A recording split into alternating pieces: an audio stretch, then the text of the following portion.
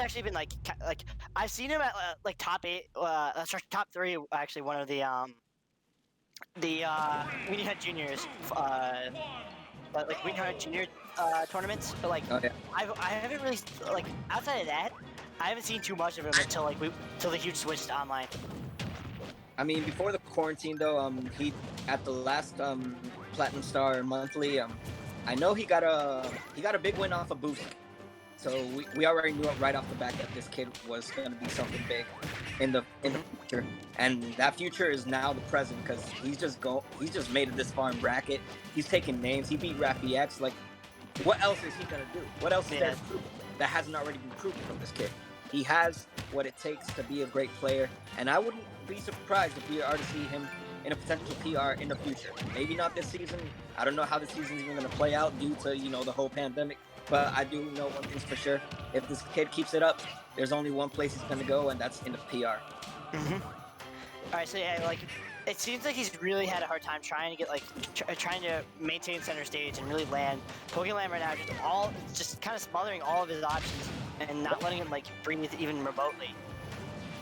Setting up traps and setting up things that will just have to make Pharaoh do another option, and the option that he chooses, Pokelam's already going to be one step ahead of him as he sets up that tree.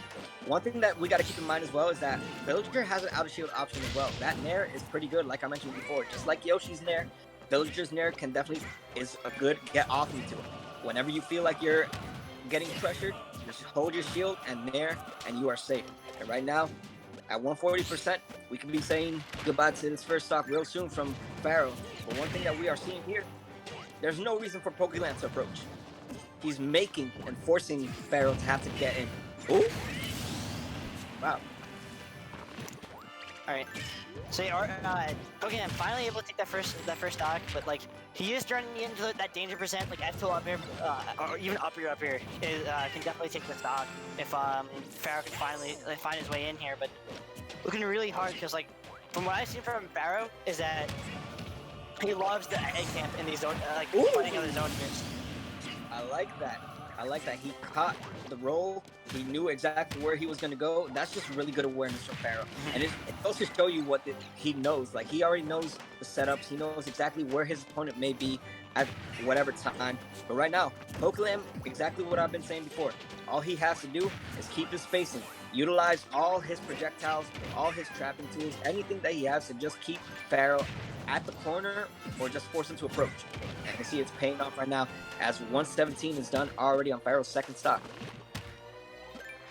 Yeah, definitely. Like right now, he's just trying to slow down the pace of the game, knowing that like when he was trying to go in, it was really detrimental to him because like Pokelam was so ready for his approaches. So now he's like trying to play to his own pace and like mix up Pokelam on what he's approaching.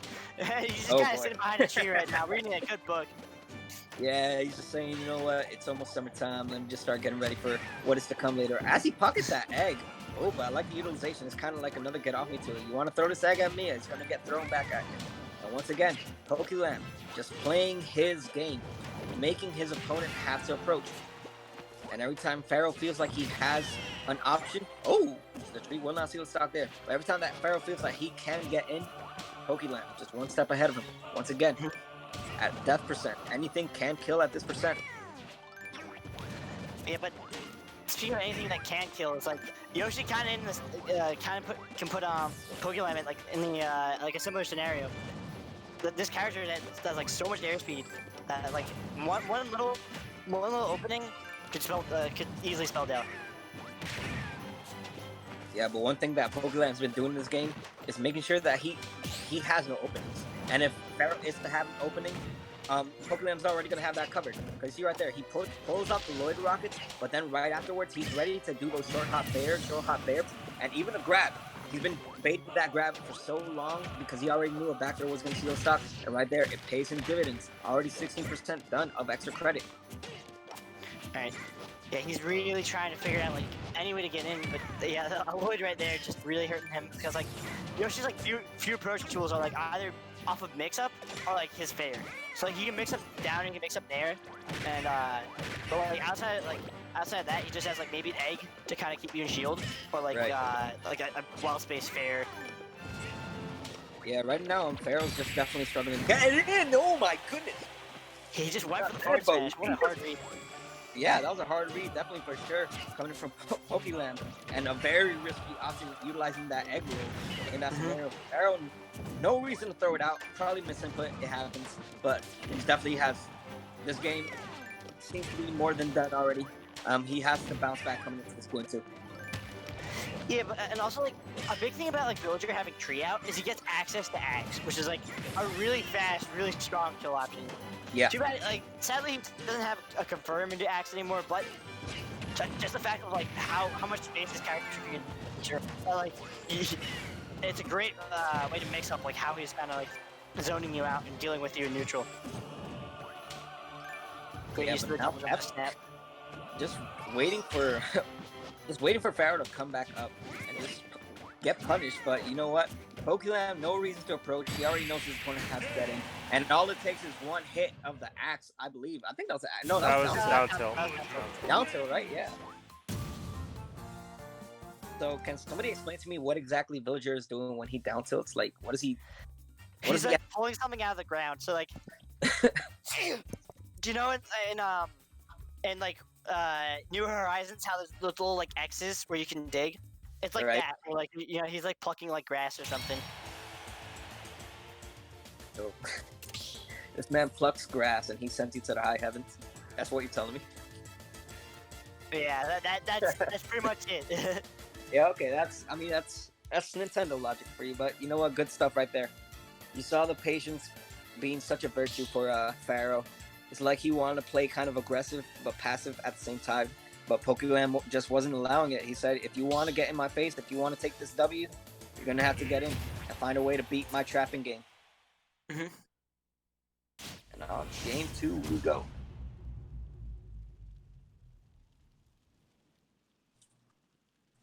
Yeah, so one thing that Pharaoh's just going to have to do a little bit different coming into this game too, especially now that there's less space to work around, is find those options. Find exactly how to get in. Every option was covered on Pokelam's side. He knew exactly what to throw out. So now what Pharaoh needs to do is just mix it up. Stop going for the obvious, because that's exactly what Pokelam's looking for. If you jump, that's exactly what Pokelam wants. So you just got to mix it up and just find your ways to get in. Get as aggressive as possible, because allowing Villager to place all his Lloyds, all the trees, and just throw out bears and bears is not going to do you wonders. Yeah, you're talking about bears and bears right there, and he's hitting the biggest of bears, catching him on with the balloon extension, able to keep his keep his hitbox out for like way longer than it normally is. Yeah, you wouldn't have expected that to spike, but you know what? Yoshi is just that kind of character where you can't really tell what the heck he's going to do. It steals the stock, and now Pharaoh definitely playing with a lot more aggression, and definitely taking this lead with everything that he has to work around.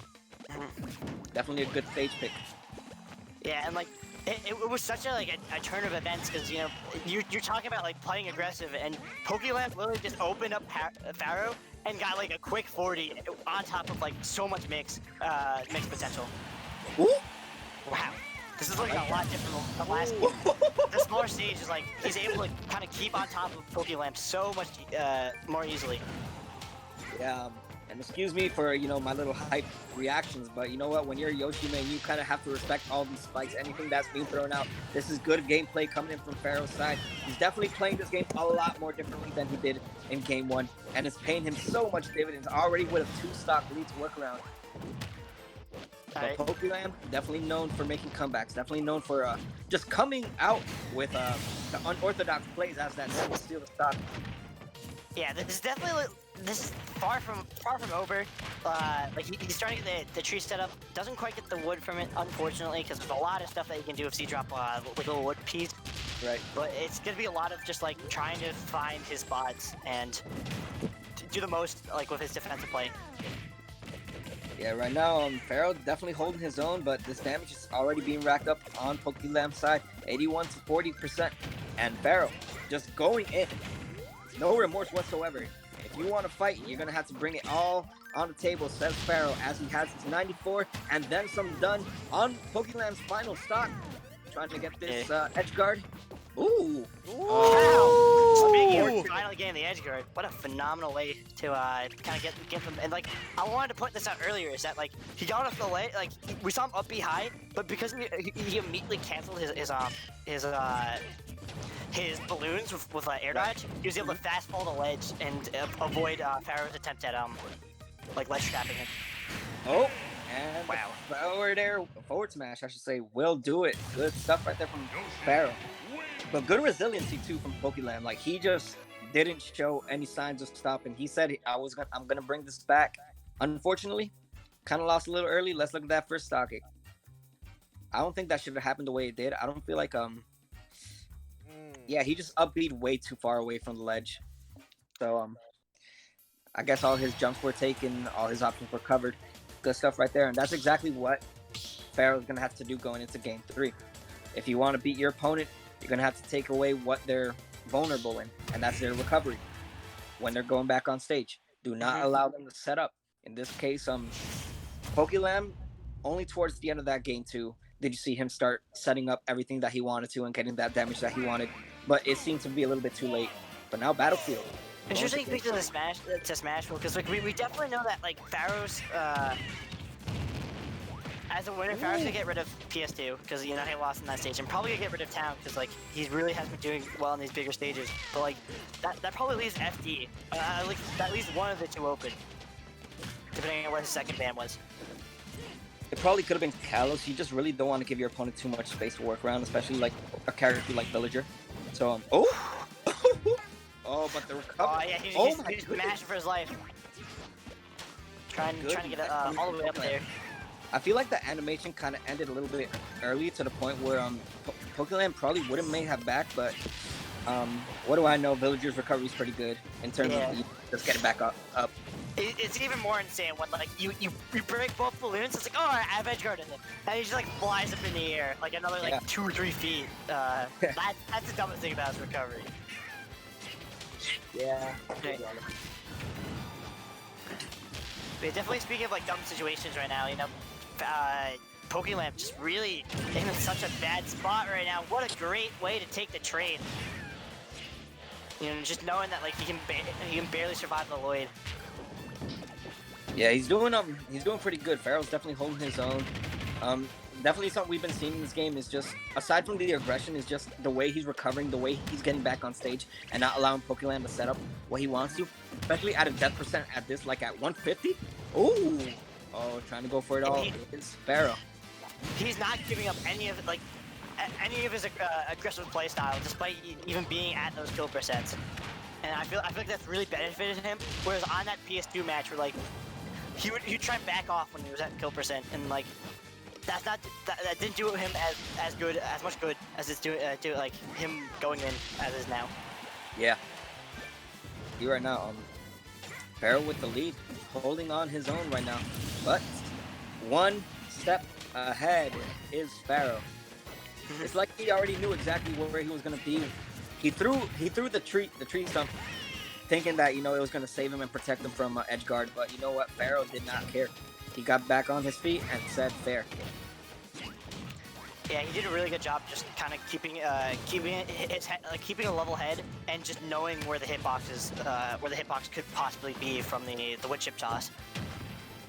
Nice narrative shield. Yeah, that's something that like we haven't seen too much of, where he like opportunities for where he's been able to kind of swing back with those narrative shields. But when he finally does, those are great opportunities for getting some good openings. All right. Pokemon trying to steal out the second stock right now. He does get the pot of the plant. That goes so far. It's like you don't realize how far it goes, and then you get hit by it. It's like, wait a second, it's all the way over there. Good cancel. Yeah, accidental up B, but continues to like play with like without letting them shake it. Yeah, that was really good awareness right there from Pokelam. It could have been an accidental one. It could have been intentional. Who knows? But we do know one thing. Just he exactly knew the right way to avoid it and avoid any percentage being racked up on Pharaoh's side. And now at 170%, you cannot be letting a Yoshi live for this long, especially with the tools that you have to work around. But you know what? Pharaoh, he's just one step ahead now. Everything that we saw coming in from game 1 in Pokelam's side, we're seeing it from Pharaoh as the stock gets taken. Yeah, like, I was just about to say like that. If he couldn't take the stock before 70, he would have been in a really bad spot. But like now that he does have the stock, well, like every percent still matters. Whereas like before, like as long as Pharaoh got hit with stuff that didn't kill him, it didn't really matter he got hit. Yeah, what Pokelam needs to do here is start setting up. You know, he's not being able to play his game. He's not being able to set up those trees, those Lloyds. Everything that he loves to do is not going in his favor right now as he's getting a little bit of percentage. But, you know, it's such a long way to go. As the up tilt into up air confirm is going to do it as Pharaoh punches his ticket into winners finals to face off. Who was the guy that won? It was Pharaoh versus It's going to be Pharaoh versus Kelvin. Help us out here. I'm blanking out for a second. The Nest main. Okay, yeah, sorry. You see, we all have those moments. That was the pun.